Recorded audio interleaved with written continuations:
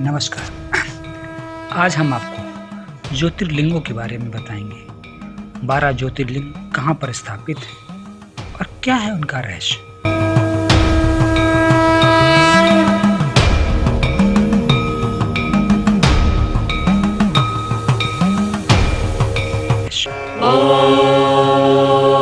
त्र्यम्बकं यजामहे सुगन्धिं पुष्टिवर्धनम् उर्वारुकमिव बन्धनान् मृत्योर्मुक्षीयमामृता।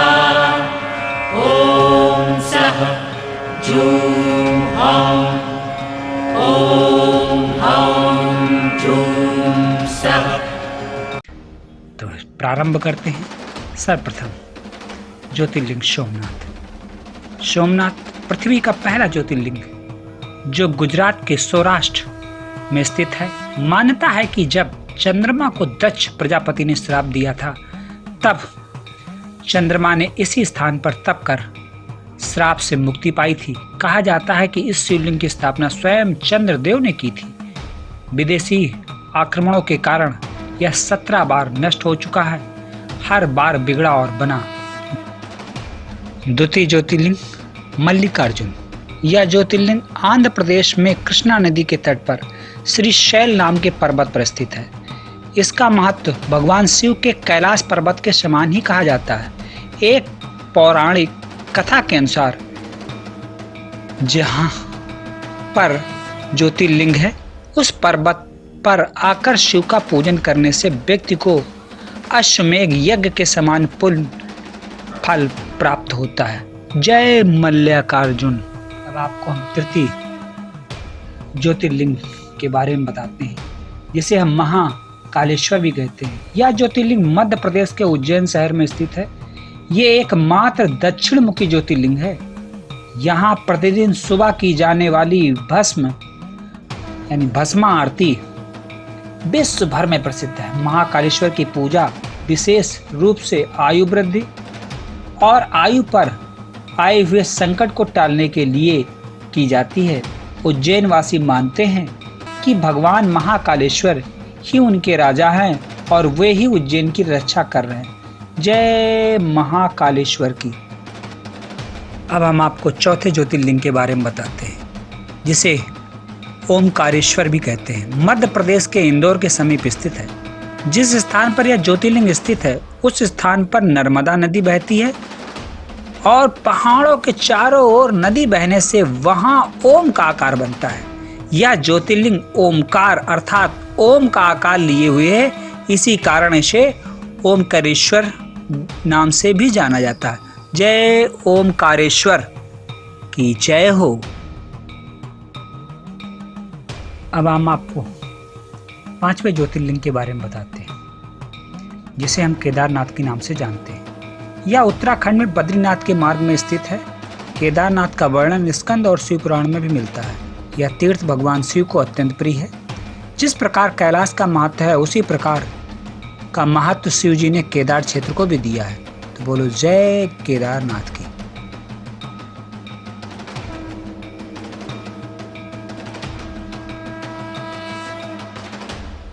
छठवां ज्योतिर्लिंग भीमाशंकर नाम से जाना जाता है। यह महाराष्ट्र के पुणे जिले में सह्याद्री नामक पर्वत पर स्थित है। इन्हें मोटेश्वर महादेव के नाम से भी जाना जाता है। मान्यता है कि जो भक्त श्रद्धा से इस मंदिर का दर्शन प्रतिदिन सुबह सूर्य निकलने के बाद करता है उसके 7 जन्मों के पाप दूर हो जाते हैं तथा उसके लिए स्वर्ग के मार्ग खुल जाते हैं। बोलो जय भीमाशंकर ज्योतिर्लिंग की। 7वां ज्योतिर्लिंग काशी विश्वनाथ अर्थात नाथों के नाथ विश्वनाथ। यह उत्तर प्रदेश के काशी वाराणसी नामक स्थान पर स्थित है।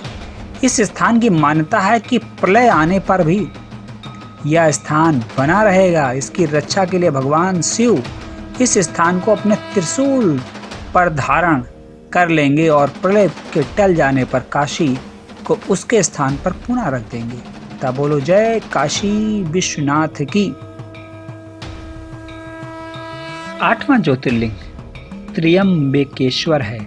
यह ज्योतिर्लिंग गोदावरी नदी के करीब महाराष्ट्र राज्य के नासिक जिले में स्थित है। इसके निकट ब्रह्मगिरी नाम का पर्वत है। इसी पर्वत से गोदावरी नदी शुरू होती है। भगवान शिव का एक नाम त्र्यंबकेश्वर भी है। कहा जाता भगवान शिव को गौतम ऋषि और गोदावरी नदी के आग्रह पर यह ज्योतिर्लिंग के रूप में रहना पड़ा। बोलो जय त्र्यंबकेश्वर महाराज की जय।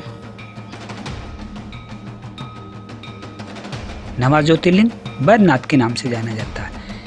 श्री वैद्यनाथ लिंग का सभी ज्योतिर्लिंगों की गणना में 9वां स्थान बताया गया है।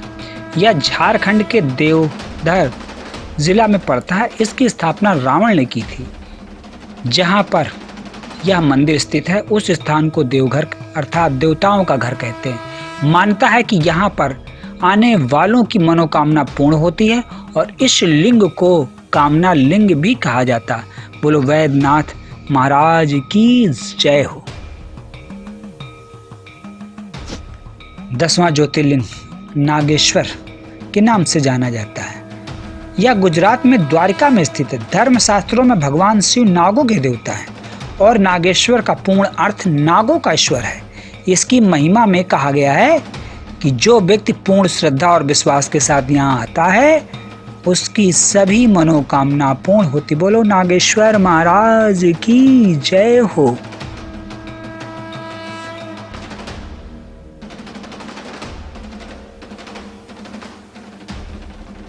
11वां ज्योतिर्लिंग रामेश्वरम। यह तमिलनाडु के रामनाथपुर में स्थित है। यह स्थान हिंदुओं के चारों धामों में से एक भी है।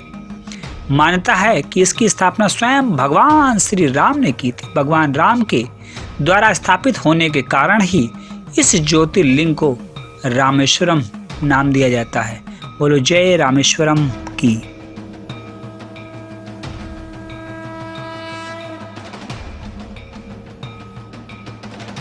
12वां ज्योतिर्लिंग घृष्णेश्वर के नाम से जाना जाता है। यह महाराष्ट्र के औरंगाबाद के समीप दौलताबाद में है। इसे घृष्णेश्वर या घुष्मेश्वर के नाम से भी जाना जाता है। बौद्ध भिक्षुओं द्वारा निर्मित एलोरा की प्रसिद्ध गुफाओं इस मंदिर के समीप स्थित है। यहाँ पर श्री एकनाथ जी गुरु व श्री जनार्दन महाराज जी की समाधि भी है। कृष्णेश्वर का अपने आप में विशेष महत्व